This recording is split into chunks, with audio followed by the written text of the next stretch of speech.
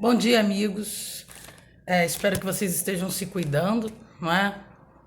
O momento é delicado, mas a gente vai retomar aí a nossa rotina de estudos, não é? E vamos tentar com muita positividade, claro, passar por esse período um pouco conturbado, mas não perder o foco e dar continuidade àquilo que a gente já estava vendo na escola de forma presencial e que vai continuar a discutir aqui num outro formato, tá? Nosso primeiro passo hoje é a gente tentar fazer uma revisão de algumas coisas que a gente já viu aí relacionada à sociologia, não é? A gente vai falar um pouco aí do primeiro módulo da nossa apostila e de uma introdução à sociologia que nós fizemos presencialmente, né? O primeiro ponto é a gente relembrar, né, o que é a sociologia e como surge essa ciência, não é?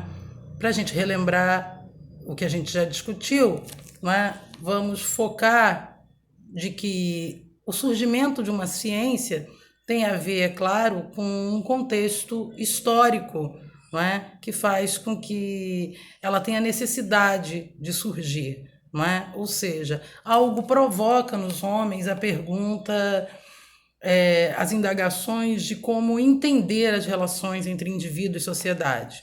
Aí é como a gente já falou presencialmente, algo muito importante e que a gente não pode largar de mão nesse contexto, que é pedir sempre o auxílio de uma outra ciência, não é? Que já estava formulada, não é? E que já tinha muito mais organização metodológica do que a sociologia, que é a história, para que a gente entenda o porquê do surgimento da sociologia enquanto ciência, não é? Vamos lembrar aqui que este novo mundo ou essas novas relações entre os indivíduos, que somos nós, e a sociedade, foram modificadas por alguns acontecimentos históricos que a gente não pode desprezar para entender como a sociologia surge enquanto ciência, né? O primeiro ponto, né, que já foi discutido por nós, é a importância da Revolução Industrial para o contexto de surgimento da sociologia enquanto uma ciência que estuda a relação de indivíduos e sociedade, né? Para a gente lembrar um pouco, né, a Revolução Industrial é o momento da passagem de uma produção, de uma manufatura, não é?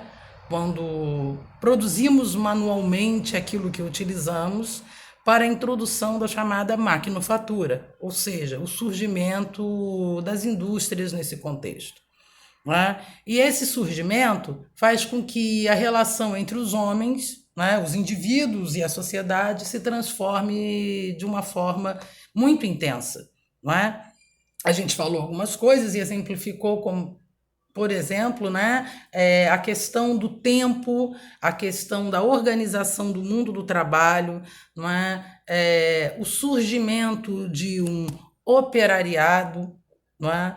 De uma classe trabalhadora, não é? E de como a Revolução Industrial ela organiza, não é? Uma nova lógica que a gente vai chamar de uma lógica capitalista industrial.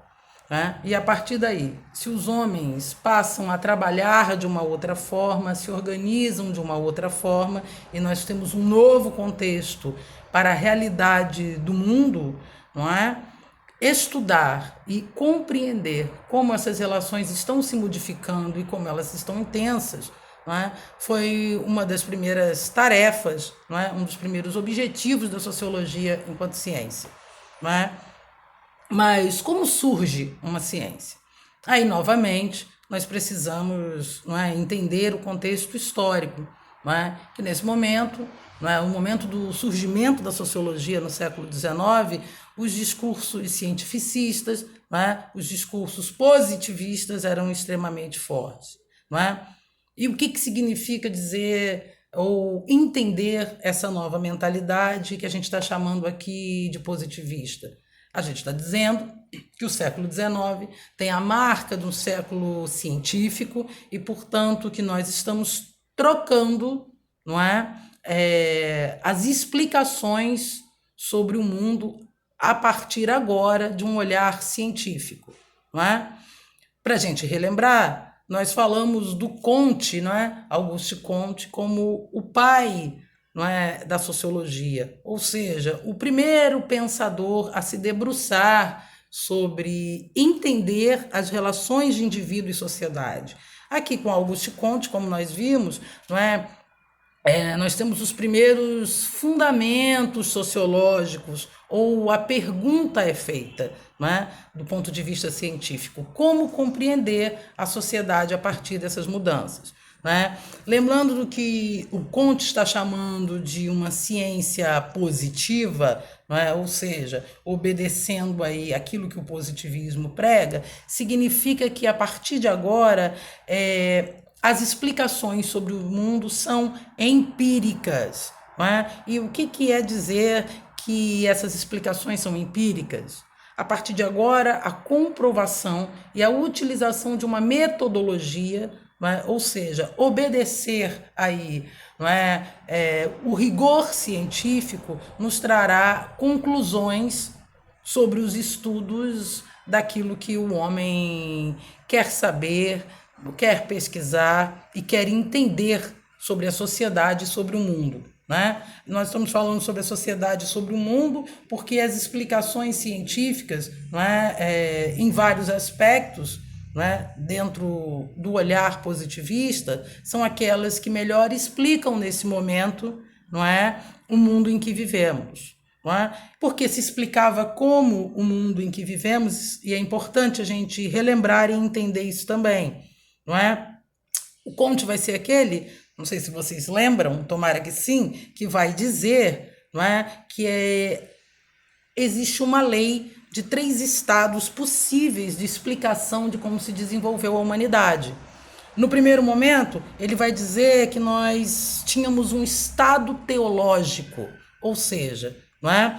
Quando a gente estudou, e é bom que a gente faça essa ligação, não é? A filosofia também, a gente viu sobre isso. Não é? Nesse estado teológico, os fenômenos são explicados dentro do mundo, entre os homens e a natureza, não é, por um aspecto específico. São explicados a partir das ideias religiosas mitológicas.